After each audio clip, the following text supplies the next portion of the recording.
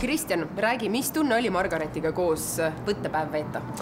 Väga tore tunne oli. Meie võttepäev oli üsna pikk ja see oli väljaspool Tallinnat. Me käisime nii Paides kui Tartus ja võt see oli selline päris pikk aeg, et saada omavahel tuttavaks.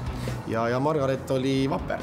Kuidas ta pidas vastu ootamatu võttepäeva tee peal olles, võõrad inimesed ümbritsemas teda? Mina küll ei märganud, et oleks midagi talle rasket olnud, sellepärast, et kogu meie sõit võttepaigale oli täis naeru ja lõbu, nii et meil oli hästi kihvt ja ta on inimesena selline kuidagi ise juba aktiivne ja räägib ise hästi palju ja see on, ma arvan, ühe saatejuhi jaoks pluss. Mul on hea meel seda kuulda, aga meie kõikide teiste 10 finalistiga saate tutvust teha ka weekend.ee portaalis ning loomulikult lähevad kõik saatelood üles ka meie Teler TV koduleheküljele.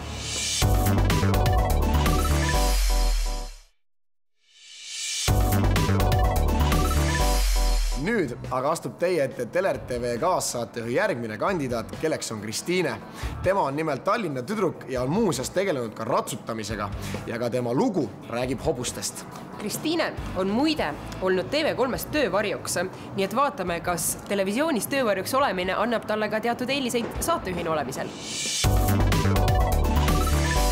Tahaks kas siis sotsiaalteadusid õppima minna või siis ajakirjandust.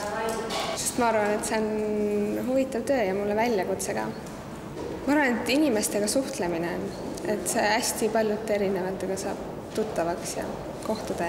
Ma loen Postimest ja siis ka mõnesid ajakirju ka.